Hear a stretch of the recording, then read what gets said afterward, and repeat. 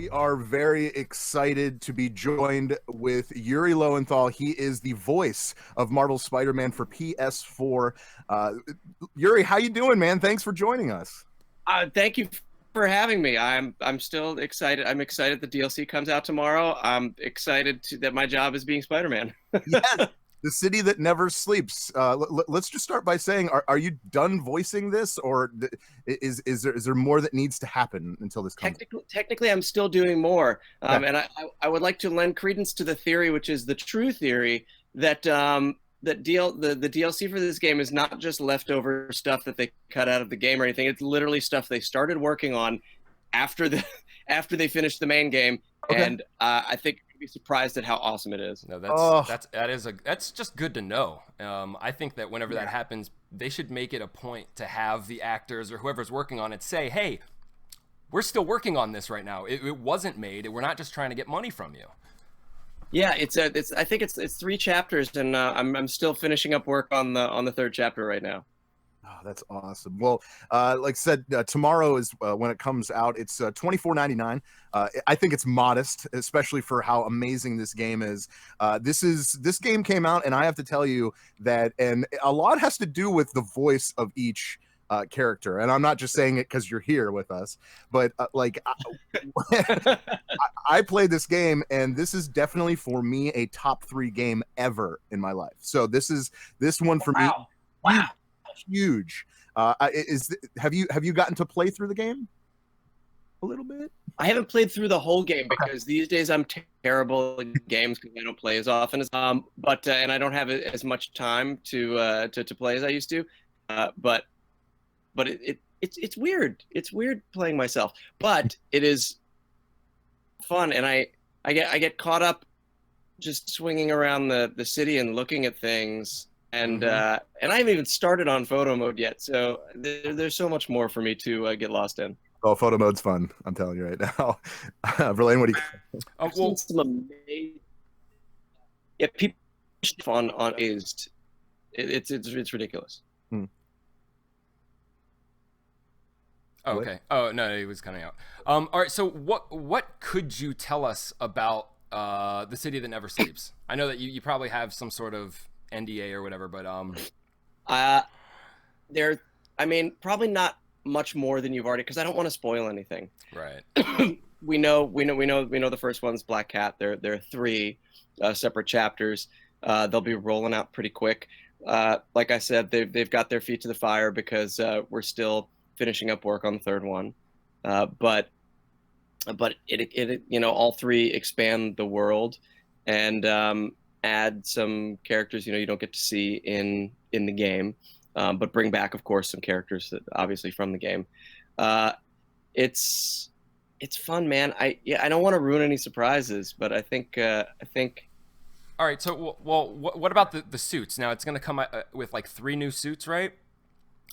See, you know more than me in that respect. I didn't know you were getting 3 new suits with the DLC. See, I know you're getting new suits with these DLCs. I don't know how many.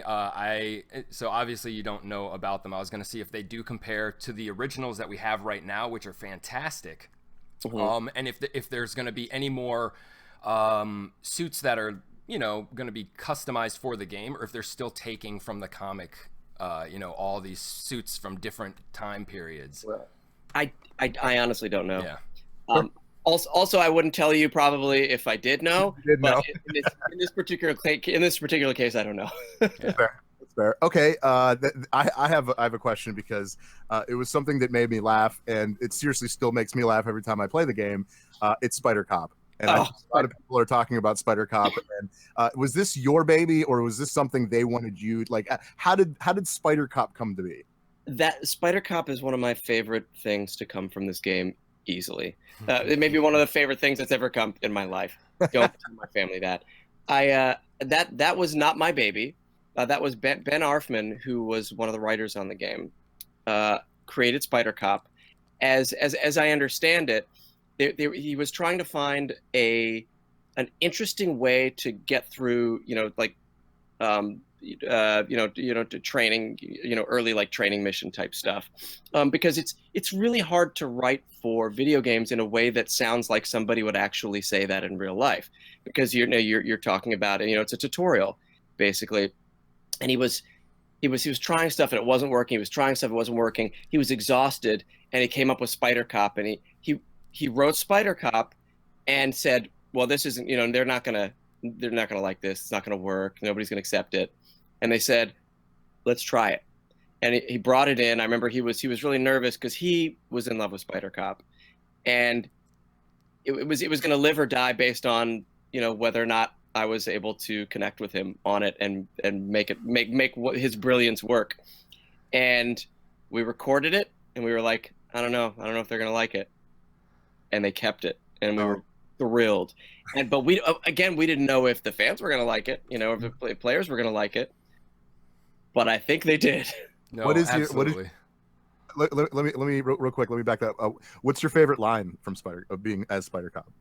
Oh man, have a favorite one that was like really stuck out in your mind? I mean, I love all the narration he does, like all the classic hard-boiled private eye narration that he does, because in my mind that's how I narrate my life as I go through the day.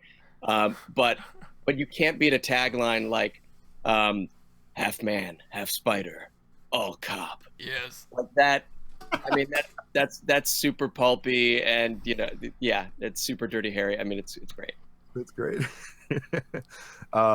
Now, as far as the game itself, you see what do I want to ask? As far as like the actual voicing of Spider-Man. There's a lot of variation in voice in Spider-Man, and namely something that actually we spoke about on our show in the past is when you're standing still, you're delivering a line like you're calm, but when you're swinging, you're actually straining through the air. Now, was this recorded twice? Like how did they do this? Yeah, anytime that we wouldn't know if the player would be potentially swinging or standing or walking, we recorded two versions. And we didn't start out doing that. That was an idea that came up a little ways into the process. And then they came up with the idea, and it took a little while to dial in the effort too. So some of the notes that I got really early on when we were starting to record that was, he sounds constipated when you do that. You got to back up. Like, I know you're efforting, but he is Spider-Man. It's not that hard. So we had to sort of dial in exactly the right level for that. But that was another thing. I love that they took so many chances on this game. I think that's what really ended up paying off, because they didn't know if it was going to work. They didn't know if people would like it. They didn't know if people would notice, that there was going to be a difference. But it worked. Yeah. And I'm super happy, super proud. It was twice the amount of work, but it really shows. Great. It really shows, because like even like when I was talking about when you're straining through the air like as you're swinging, but when you land, the audio switches and you're back to like being calm Spider-Man again. It's amazing. It's incredible. I gotta throw it to the designers and the developers and all the programmers and the coders for all that, because I go in and I do my part, and I don't know how they make that magic work, but they do. There's so many people working on this game to give you the game that you got, and they're all geniuses, and I love them. Yeah. All right. Well, you know what? Let's talk. You obviously do the voice acting. You do a lot of anime. We're not going to get too deep into your past. You do so much stuff. Everybody knows your voice, whether they want to know it or not. Prince of Persia. Oh my God, that's I will always love him. Yeah. You're in Black Ops 4. You're in World of Warcraft. You're in a lot of stuff. But you're also a producer, a writer, an actor, and you've got this project that we just stumbled across it looking stuff up. Orbital Redux. Seems like the most amazing, ambitious thing it's something that I would want to do. Explain it, man. It is hard to explain, because I don't think anybody's ever done quite what we're doing. No. It is. Not at all. And it's funny, because I'll try to explain it. I'll say, hey, watch my show, Orbital Redux. And they're like, well, what is it? And I'm like, well, it's live streaming sci-fi adventure. It's a live streaming sci-fi adventure show, and they're like, so when can I watch it? Well, you watch it at this time live, or you can watch it later, but we're performing live. What do you mean you're performing live? Like, we're filming it live and you're watching it as we're doing it. Well, how do you put the special effects in? Well, the special effects we do it live. Like, that's live. Everything is live. Yeah. Well, what about the editing? No, we're editing live. We're cutting between cameras live. It is again. Yeah, live. You're scored live. The music is live. The sound effects. It's sort of in the same way that an old radio show would have a live, like a Foley guy on the side. It's that guy, but he's got a computer, so he's doing, he's got access to more stuff. He doesn't have to clop shoes together or bang shoes on a table to simulate walking. But it is crazy what we're doing. But it's I don't know. And I know I'm terrified going into every show, because as if all that live performance weren't hard enough, we have an interactive element, which is we give the audience a chance to influence the story every week in two ways. Once at the end of the episode, in the post show, we say, hey, here's something that's coming up next week. You have a couple of choices. Vote on it. And then they vote on it.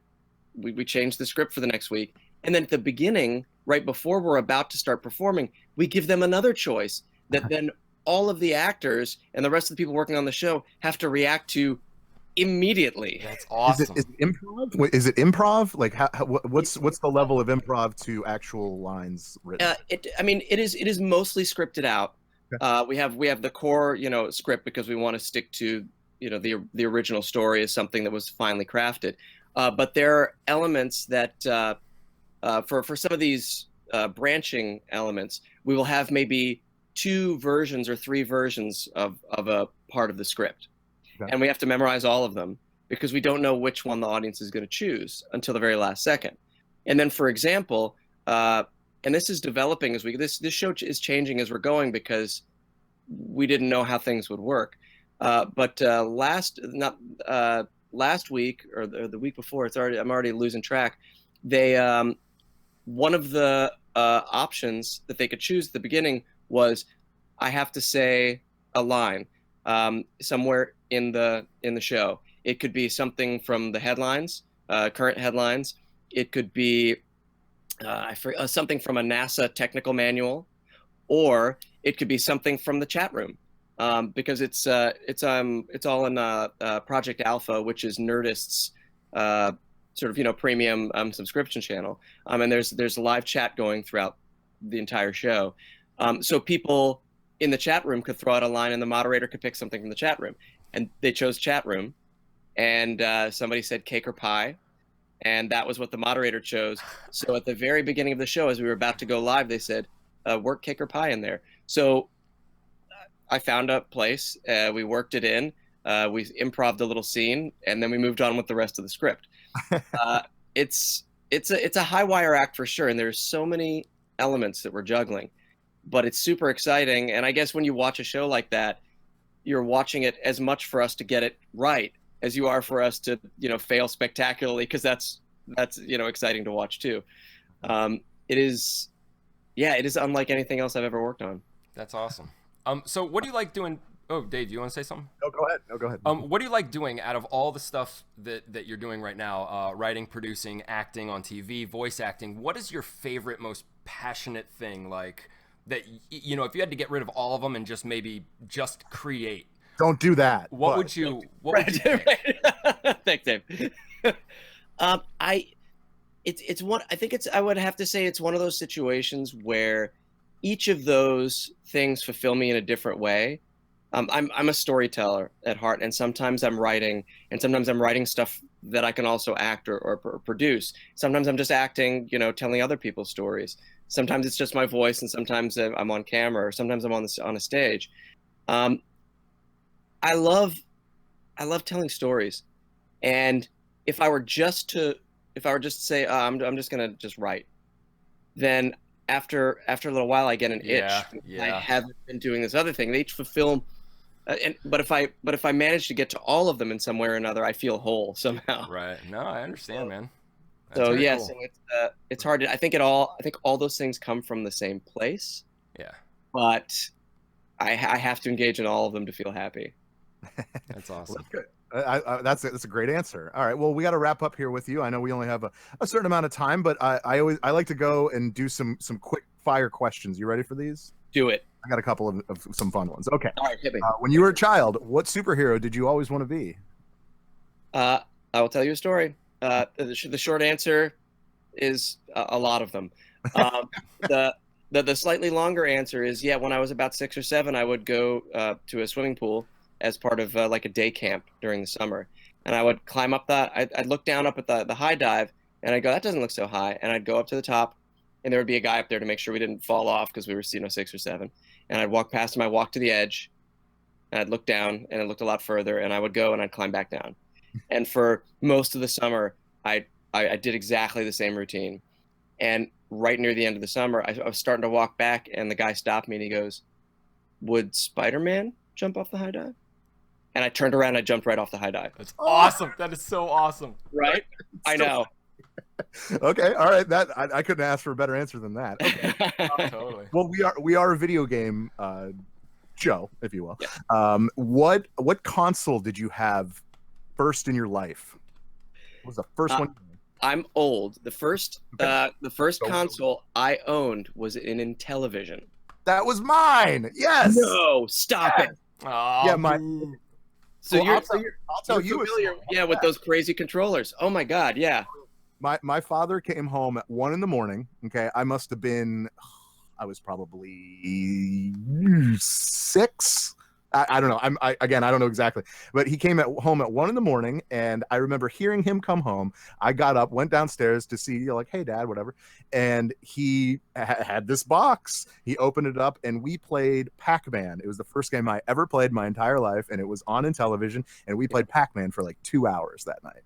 It's his fault that I am the way I am now.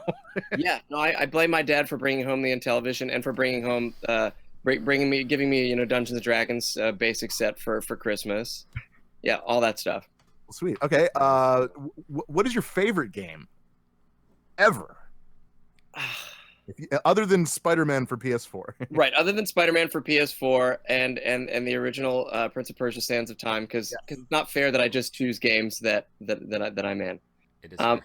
I am early on. I was, because I was playing D&D early on. I was a big fan of like text adventure games.